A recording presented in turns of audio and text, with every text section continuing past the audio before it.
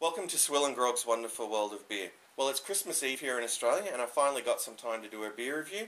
Sadly, it's not a Christmas beer, but it is a beer that I've been looking for quite some time, as has my fellow Aussie beer reviewer, Jez.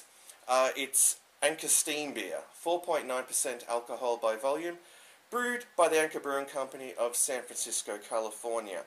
Now, this brewery was founded in 1896 and was purchased by Frederick Lewis Maytag III in 1965, saving it from closure at that time because the previous owners had been making some pretty bad brews, I've read.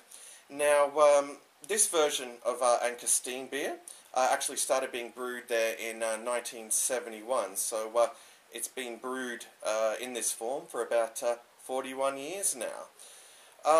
Now, its style is described as a California common beer, or steam beer. The label actually offers some explanation as to why it's called steam beer. I'll just read this for you quickly.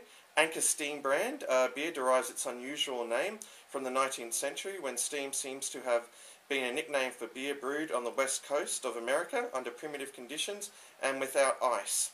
The word steam may have referred to the pressure of natural carbonation developing in the beers. Today, the brewing methods of those days are a mystery, and for many decades, Anchor alone has used the quaint name steam for its unique beer. So, yeah, I find that quite interesting. Anyway, I'm most keen to check it out, so I think it's time to crack this bottle of Anchor Steam Beer open. Alright. Oh, some nice smoke there, and a big bubble of froth. Oh, better get that into this Spiegelau tulip glass. Okay, giving it a nice pour. Alright. Get it all out of there. Okay. Alright, so let's make an assessment of the appearance as we always do. Well, the appearance is a somewhat hazy, amber, coppery colour. Yeah, with, well, just about bang on a finger of, you know, frothy, creamy-looking beige-white head. So I must say it looks, you know, quite appealing. Anyway, let's go with the aroma.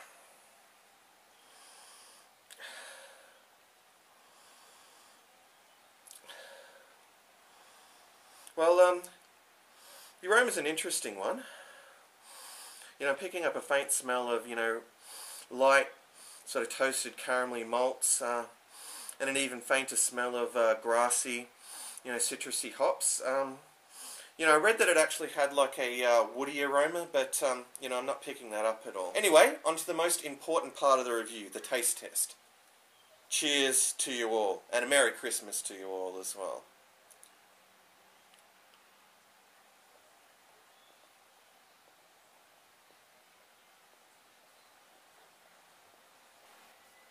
Oh, that's very nice. Well, much like the nose, you know, I'm picking up a very, you know, mild taste of caramel malts with, you know, some degree of breadiness. That's, you know, balanced out with some, you know, citrusy, you know, grassy hops. It tastes very delicious, so I do need to have another gulp.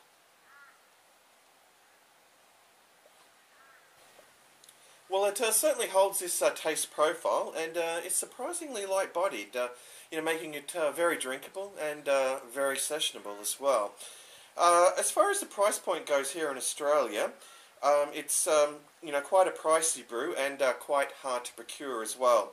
But if you want to know, you know, where to get your hands on it, feel free to drop me a line. Anyway, before I give it a score out of 10, I do need to have another gulp.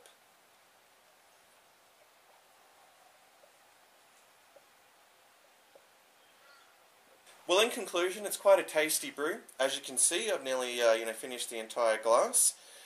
Funnily enough, I was actually expecting it to be, you know, a little bit bigger and bolder, you know, in terms of its flavour.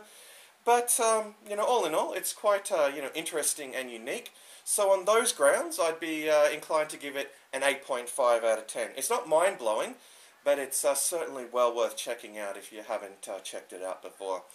Anyway, that does bring us to the end of yet another SwillinGrog beer review.